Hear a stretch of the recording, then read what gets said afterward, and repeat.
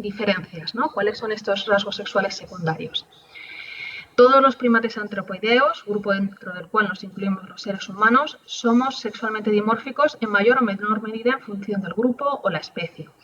Los caracteres sexuales secundarios más obvios son el tamaño corporal o la masa corporal, así como el tamaño y la forma de los caninos. Los machos, por lo general, son más grandes que las hembras y tienen más masa muscular, más masa corporal, pero además presentan unos caninos de mayor tamaño y con una morfología muy característica, que tiene mucho que ver con toda la actividad de defensa del territorio, acceso a recursos, incluso con los procesos de competición entre machos por acceso a las hembras.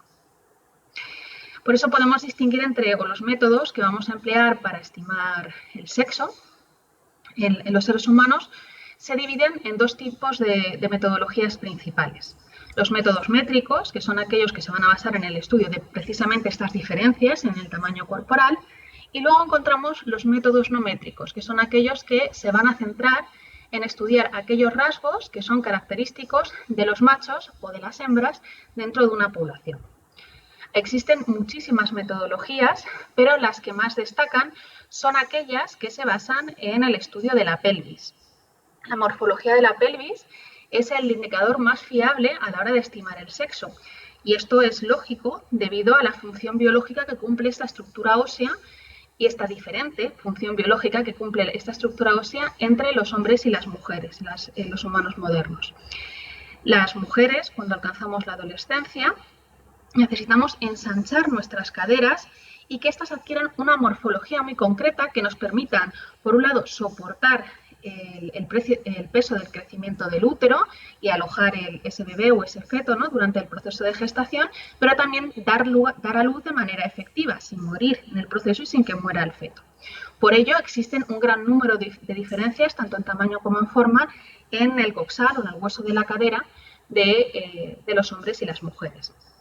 Y si hacemos una revisión bibliográfica rápida, enseguida vamos a encontrar muchísimas metodologías que se basan precisamente en evaluar estas diferencias, ¿no? Esta que vemos aquí en la imagen de la derecha sería el método descrito por Fenice, que es uno de los más empleados en ciencias forenses. Otro elemento esquelético del que nos podemos fijar es la morfología o el tamaño del cráneo.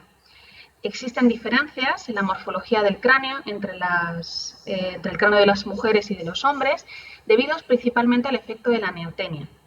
La neotenia consiste en la retención de rasgos infantiles en una estructura adulta, y es que las mujeres tendemos a retener rasgos que característicamente se asocian con individuos infantiles en la morfología de nuestro cráneo.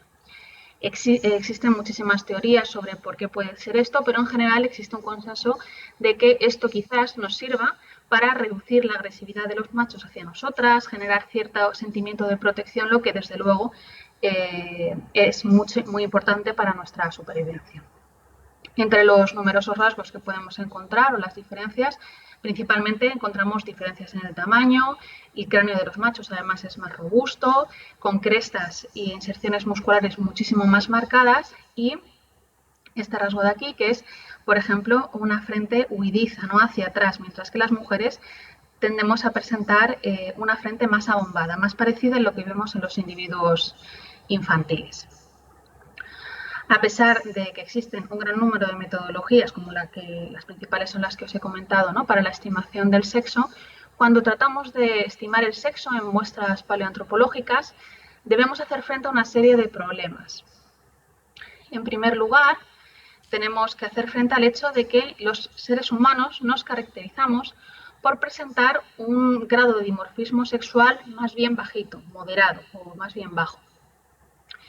Esto quiere decir que existe un gran solapamiento entre las áreas de distribución de cualquier rasgo morfológico entre los individuos femeninos y masculinos, es decir, este área que veis aquí en la gráfica de la izquierda. Esto se debe principalmente a que en los primates en general, pero sobre todo en los seres humanos, las mujeres presentamos un único morfotipo reproductivo adulto maduro, mientras que los machos tienden a presentar dos morfotipos diferentes. Por un lado, encontraremos a los machos comúnmente conocidos como machos alfa, que son aquellos que tienen un mayor desarrollo de esos caracteres sexuales secundarios, lo que evidencia grandes cantidades de testosterona, tienden a tener un carácter más agresivo, más territorial, mientras que tenemos, por otro lado, machos que no llegan a desarrollar completamente esos rasgos sexuales secundarios y, por tanto, se quedan en un morfotipo que se conoce como un morfotipo más intermedio, ¿no? más indefinido. Esto es muy importante para la estructura social de los grupos sociales de los primates, ya que la existencia de ambos morfotipos lo que ayuda es a que no haya un exceso de agresiones entre machos y que, por tanto, la convivencia pueda ser adecuada, ¿no? Pero de la mano de esta ventaja viene la desventaja, que es que estimar el sexo de los individuos masculinos, empleemos la técnica que empleemos, siempre va a ser mucho más difícil. Vamos a tender, siempre caemos en el riesgo de que estos individuos puedan ser considerados como femeninos. Y este problema es especialmente marcado o es especialmente relevante cuando desconocemos o no conocemos bien cómo es la variabilidad interna de las poblaciones, lo que ocurre en paleoantropología. Otra de las limitaciones a las que tenemos que hacer frente es la escasez de fósiles disponibles y el hecho de que en muchos casos estos fósiles los encontramos fragmentados. Esto limita el número de técnicas que podemos emplear para estimar el sexo de estos restos. Y aunque puedan evaluarse, por ejemplo, en un fragmento, podemos evaluar un rasgo u otro, el hecho de no poder analizar la estructura en concreto muchas veces reduce la eficacia de estas estimaciones, incluso llega a impedir el que se pueda llegar a hacer. También hay que tener en cuenta que los rasgos que tradicionalmente solemos utilizar en ciencias forenses o en humanos modernos para distinguir a los individuos masculinos de los femeninos dentro de una población han sido tradicionalmente empleados en paleoantropología también para distinguir a individuos pertenecientes a diferentes grupos o taxones. Por tanto, siempre va a ser, o existen numerosísimos debates y habría muchísimos ejemplos, ¿no?, de debates existentes actuales en los que no sabemos exactamente si las diferencias que vemos en dos fósiles se deben al dimorfismo sexual o bien se deben a que estamos frente a dos poblaciones o dos especies diferentes. Y además, a todo esto hay que añadir el hecho de que los rasgos sexuales secundarios aparecen en el esqueleto humano tras la pubertad o tras la adolescencia, ya que son el reflejo de esas diferencias en las secreciones hormonales entre los machos y las hembras. Por tanto, aquellos individuos que no hayan superado esta etapa de desarrollo seguramente presenten, en la mayor parte de los casos, presentan rasgos sexuales secundarios poco desarrollados o poco claros, lo que impide en muchos casos llevar a cabo una estimación sexual de manera fiable. A pesar de todas estas limitaciones, en términos generales, existe un consenso de que el dimorfismo sexual fue mayor en los primeros homínidos que en la actualidad, habiéndose producido una reducción gradual del mismo. Sin embargo, actualmente existe un debate abierto, y digo uno, por no decir muchísimos debates abiertos, en cuanto cuando las diferentes especies dentro del género Homo empezaron a presentar este moderado grado de dimorfismo sexual que caracteriza a Homo sapiens. En este contexto es necesario crear nuevas metodologías de estimación sexual que nos permitan ahondar un poquito más o ampliar nuestro conocimiento sobre cómo era la variabilidad precisamente de estas poblaciones del pasado. Y es por eso que hace ya algunos años, ya en 2014, dentro del grupo de antropología dental del CNIE, nos propusimos hallar rasgos que nos permitían diferenciar a los individuos femeninos de los masculinos dentro de una población a través del estudio de los dientes. Un segundo, por favor. ¿Y por qué los dientes? Porque los dientes nos permitían hacer frente a dos de las limitaciones que hemos hablado antes, ¿no? En primer lugar, los dientes son los restos humanos que mejor se conservan en los depósitos geológicos. Esto se debe a que se componen de los dos tejidos más duros del cuerpo humano, como son el esmalte y la dentina. El esmalte, que es este tejido que veis aquí, que recubre la corona dental y que sobresale la encía, lo que comúnmente vemos cuando vemos al compañero de al lado sonreír, tiene una composición de en torno a un 90% de materia inorgánica, es decir, de cristales de hidroxiapatita, lo que le aporta una gran dureza. La dentina, por otro lado, que es este tejido que tenemos por dentro, por debajo del esmalte, en la corona dental, y que sirve de anclaje para las piezas dentales, tanto en los huesos maxilares como mandibular, tiene una composición de materia inorgánica también muy alta, en este caso un 70%. Esta composición le da más flexibilidad a la dentina, pero aún así la sigue convirtiendo en un tejido realmente duro. Estos dos tejidos han de ser duros y están diseñados para ser duros, ya que deben ser capaces de resistir todas las tensiones mecánicas y los procesos abrasivos que se dan durante la alimentación, cuando masticamos, a lo largo de la vida del individuo. Pero precisamente es esta dureza lo que les permite sobrevivir a un mayor número de contextos. Tanto es así que los dientes representan con diferencia los restos humanos más abundantes dentro del registro fósil. De hecho, buena parte de lo que sabemos sobre nuestros ancestros, sobre cómo eran las especies del pasado, lo sabemos debido a su anatomía dental, o conocemos buena parte de sus rasgos a través del estudio de su anatomía dental. Un ejemplo muy claro lo vemos en el yacimiento de Grandolina. En el nivel TD6-2 de Grandolina se han recuperado hasta 170 restos humanos pertenecientes a la población o a la especie, de Homo antecesor. Y una de las características que presenta esta muestra es que estos restos humanos han sufrido canibalismo. Una de las características que tenemos los seres humanos es que cuando consumimos un cadáver o una carcasa, con independencia del taxón, solemos explotar hasta el último recurso alimenticio que tiene y, por tanto, rompemos los huesos para acceder al tuétano, para acceder a las diferentes vísceras, y es por eso que los restos que encontramos en TD6 están muy fragmentados. Sin embargo, como podéis ver en la imagen de la derecha, los dientes hallados en este nivel de Grandolina se encuentran en un excelente estado de conservación a pesar de tener más de 800.000 años. Otra de las ventajas que nos aportan los dientes es que se forman pronto en la vida del individuo y además no sufren remodelación ósea. Entre los 2 y los 5 años de vida, buena parte de la dentición decidua, o lo que conocemos normalmente como dentición de leche, ya ha emergido en la cavidad bucal y la mayoría de los gérmenes dentales de la dentición permanente ya se han formado o están cerca de finalizar su formación en los alveolos, tanto en el hueso maxilar como mandibular. A esto hay que añadir que, como he dicho antes, las piezas dentales no sufren remodelación ósea como ocurre en el resto de estructuras óseas. Como ya sabréis, los huesos o el tejido óseo puede reabsorberse o generarse en función de las necesidades que tenga nuestro cuerpo, las necesidades funcionales.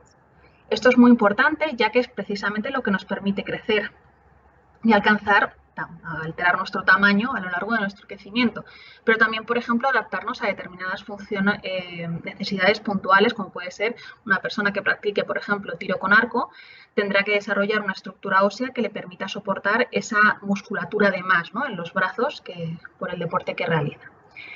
Pero al contrario que los huesos, los dientes no se remodelan o se remodelan a una escala muchísimo más pequeña, lo que les permite conservar su morfología de manera prácticamente intacta a lo largo de la vida del individuo. Por tanto, si somos capaces de encontrar rasgos dimórficos en la dentición de los seres humanos que nos permitan estimar el sexo, estos rasgos serán especialmente útiles cuando tratemos con individuos infantiles.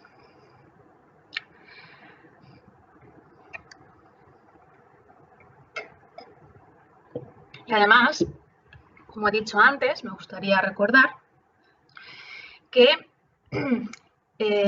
las diferencias en tamaño y forma de los caninos es uno de los principales rasgos sexualmente dimórficos o rasgos sexuales secundarios en los primates. Si bien es cierto que ya en nuestro linaje evolutivo se produjo muy prontito, ya en los Australopithecus se puede observar una reducción clara del tamaño de los caninos y del dimorfismo sexual asociado a los mismos, existe una amplísima bibliografía que nos permite o que evidencia que incluso actualmente Las hormonas y los cromosomas sexuales tienen una influencia muy clara en el desarrollo de estas piezas dentales y en concreto tienen una influencia muy fuerte sobre cómo se desarrollan los diferentes tejidos dentales. Tanto es así que ya varios autores en el pasado han tratado de evaluar estas diferencias en las dimensiones del esmalte y la dentina entre los dientes de los individuos masculinos y femeninos, ya sean molares, caninos. Se han empleado diferentes técnicas y diferentes piezas dentales, como por ejemplo radiografías laterales, las que nos hacen en el dentista, o bien directamente cortando el diente, haciendo un corte longitudinal y midiendo las dimensiones de los diferentes tejidos. Estos autores ya pudieron en su momento, fueron capaces en su momento de distinguir la existencia de un patrón sexualmente dimórfico en las dimensiones del esmalte y la dentina.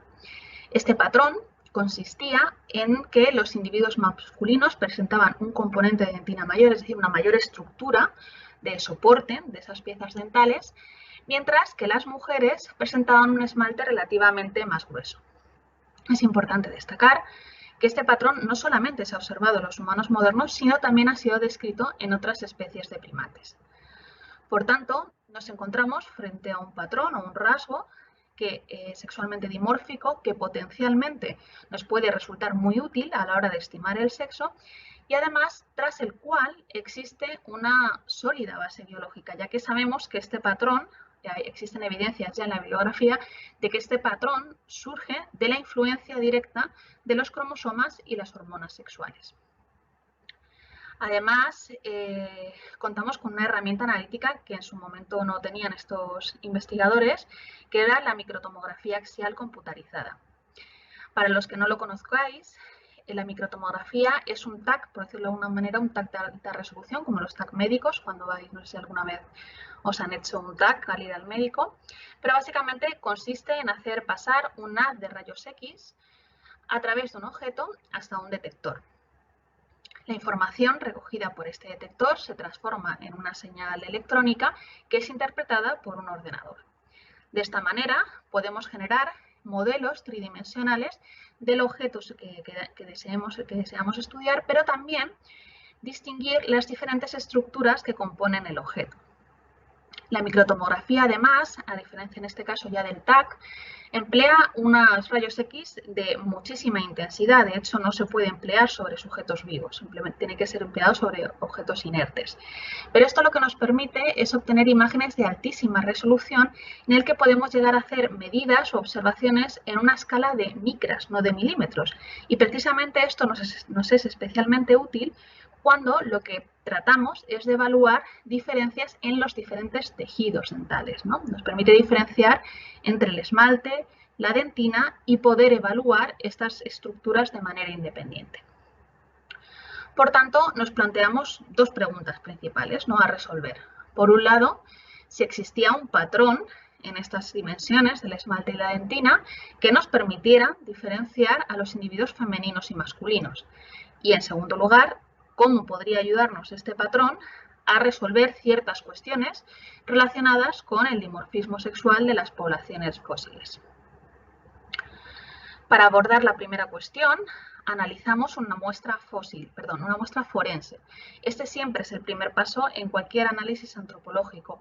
A la hora de realizar o elaborar cualquier modelo predictivo, siempre vamos a empezar estudiando muestras forenses, no fósiles, actuales, vamos. ¿Por qué?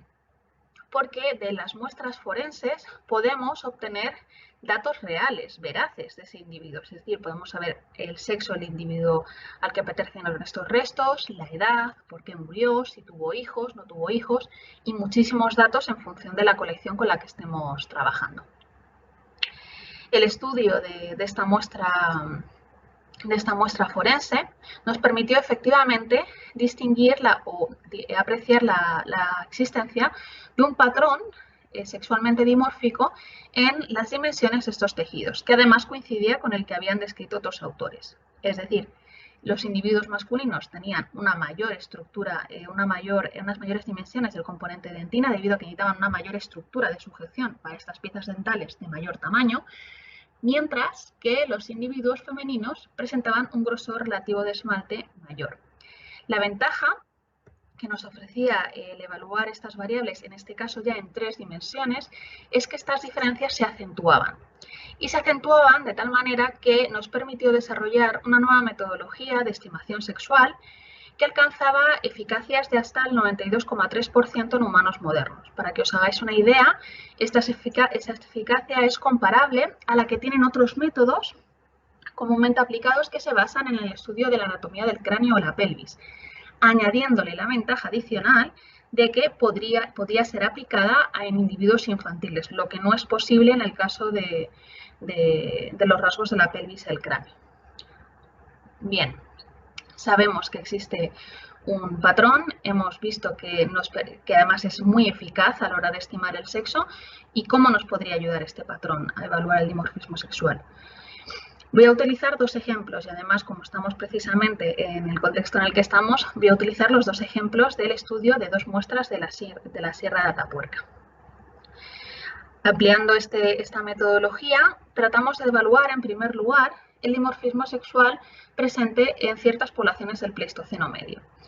Para ello, analizamos la muestra perteneciente al yacimiento de Sima de los Huesos, que como ya sabéis se encuentra dentro del complejo arqueológico de la Sierra de Atapuerca y que tiene una datación de en torno a 400-450.000 años de antigüedad.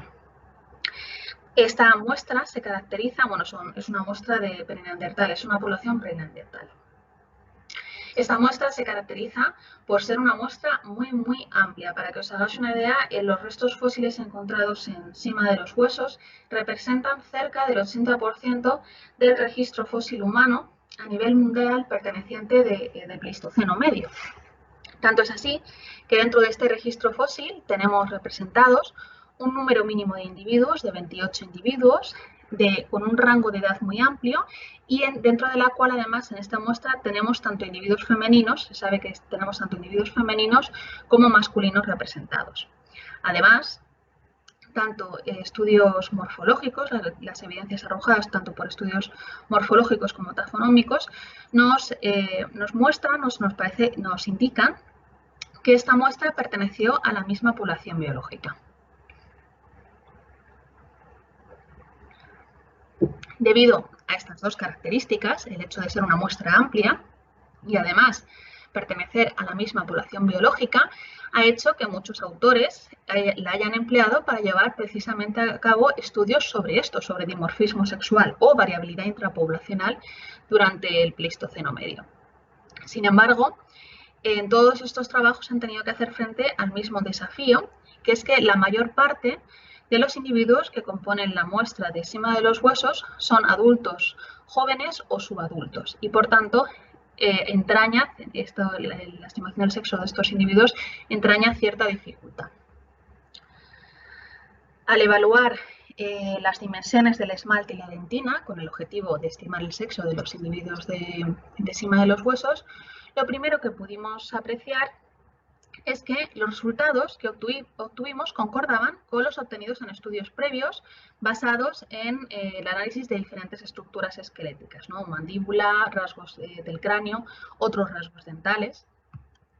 Además, pudimos ir un paso más allá y estimar el sexo de ciertos individuos cuyos rasgos morfológicos precisamente los situaban en ese área de solapamiento del que hemos hablado antes y que, por tanto, la estimación sexual se había podido hacer en algunos casos en base a otras estructuras esqueléticas, pero con poca fiabilidad, por decirlo de alguna manera, ¿no? Con una probabilidad de pertenencia a un sexo baja y, por tanto, quedaban aún en duda su estimación sexual. Y además, pudimos estimar el sexo de los individuos más jóvenes de la muestra, lo que no había sido posible en estudios anteriores. Si tenemos en cuenta los resultados que obtuvimos en ese trabajo y lo añadimos a los resultados obtenidos en trabajos anteriores, podemos decir que se ha podido estimar el sexo de al menos 22 de los 28 individuos que componen la muestra de Sima de los Huesos, ya sea en base a sus rasgos craneales, mandibulares o dentales. En total, el ratio que obtenemos es de 8 individuos masculinos frente a 14 individuos femeninos. Una vez que sabemos qué individuos son femeninos y masculinos, el siguiente paso es tratar de sacar inferencias o deducir o obtener deducciones sobre cómo era el dimorfismo sexual de esta población, que es el objetivo principal del trabajo que realizamos. Al analizar las dimensiones del esmalte y la dentina, pudimos apreciar que la población de cima de los huesos presentaba un dimorfismo sexual que era similar o inferior al observado en los humanos modernos, pero en ningún caso superior.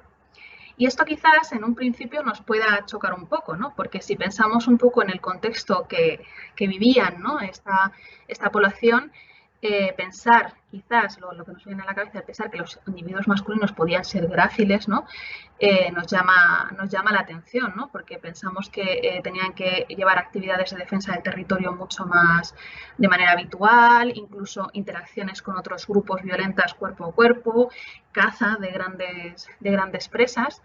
Pero es que en muchos casos lo que nos olvidamos muchas veces es que el dimorfismo sexual no solamente depende del tamaño corporal de los machos, sino que también depende del tamaño corporal de las hembras.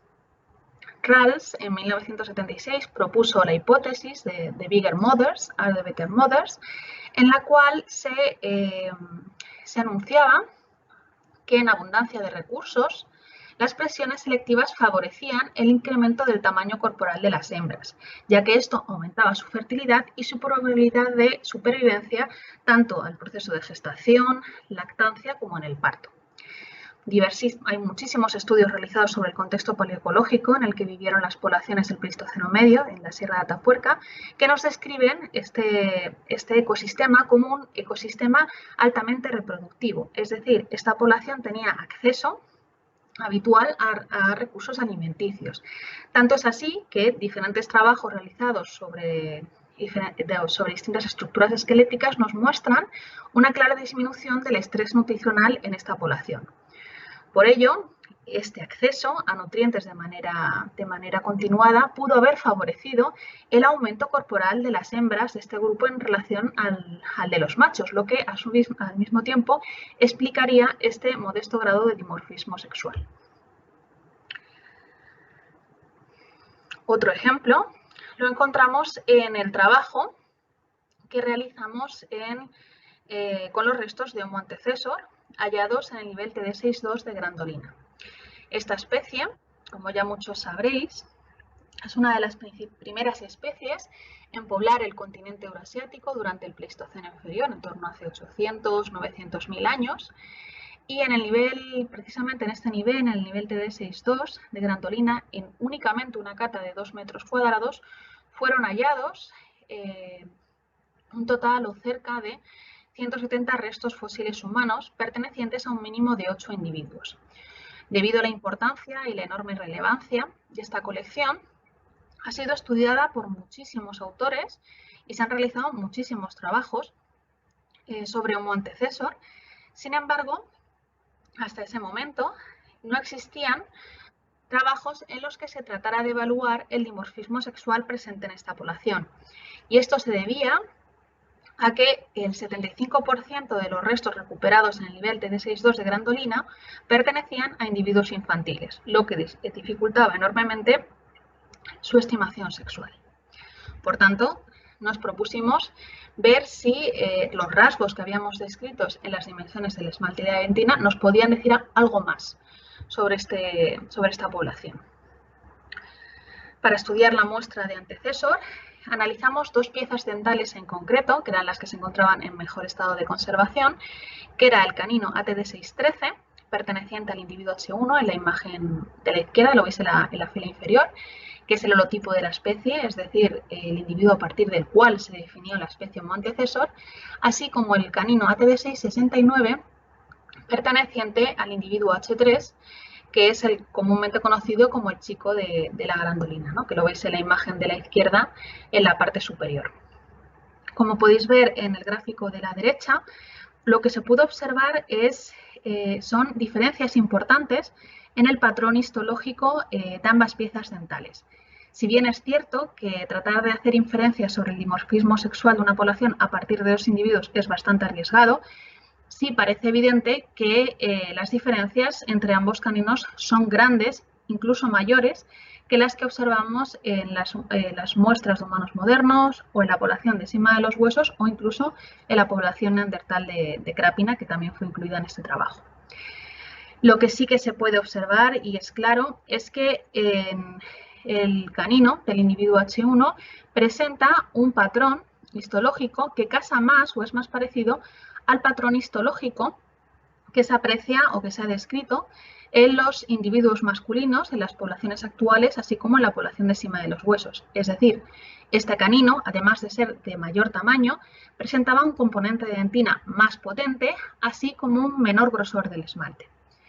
Por otro lado, el canino ATD669 se caracterizaba no solamente por tener un menor tamaño, sino además por tener un componente de dentina menor y un mayor grosor de esmalte. Si achacamos estas diferencias al dimorfismo sexual, lo que en mi opinión es lo más parsimonioso, ¿no? Sobre todo si cuando estamos hablando de un rasgo dimórfico, entonces podríamos decir que probablemente el individuo H1 fue un individuo masculino, mientras que el individuo H3 probablemente fue un individuo femenino. Es decir, que el chico de la grandolina probablemente fue una chica. Y esto no es nuevo. De hecho, muchos investigadores que forman parte del equipo Atapuerca ya habían insinuado que esto podía ser así, debido a la gracilidad que presentaba el rostro o los huesos faciales de este individuo. Sin embargo, hay que recordar que este individuo era un individuo infantil.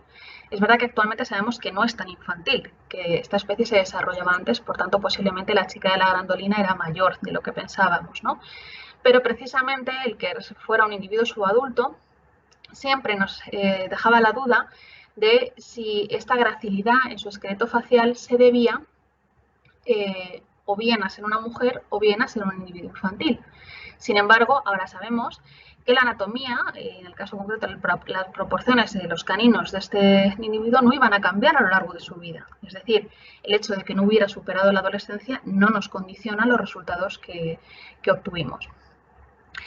Estos son dos ejemplos de los trabajos que hemos realizado, pero como bien ha dicho José María, en un futuro y actualmente estamos trabajando con muchas otras muestras. Por un lado, estamos tratando de estudiar cómo fue el dimorfismo sexual en otras muestras fósiles, otras poblaciones neandertales, como por ejemplo va a ser en los próximos años el sidrón, así como otras poblaciones neandertales como la población de Krapina. Además, también, gracias a que estamos aplicando estas técnicas de estimación sexual a muestras arqueológicas, quizás podamos conocer un poquito más sobre cómo eran los rituales de enterramiento en los individuos infantiles en diferentes yacimientos. Conocemos bastante bien cómo eran los diferentes o cuáles eran las diferencias en los rituales de enterramiento de los individuos adultos, ya que podemos estimar el sexo de los restos óseos, pero el problema que tenía en el caso de los individuos infantiles es el que hemos mencionado anteriormente, ¿no? Al no poder estimar el sexo de estos restos, era difícil asociarlos con un ritual funerario u otro y, por tanto, ser capaces de obtener inferencias sobre estos diferentes comportamientos. Sin más, acabo aquí mi presentación y si tenéis alguna pregunta o alguna duda, estaré encantada de responder. Muchas gracias.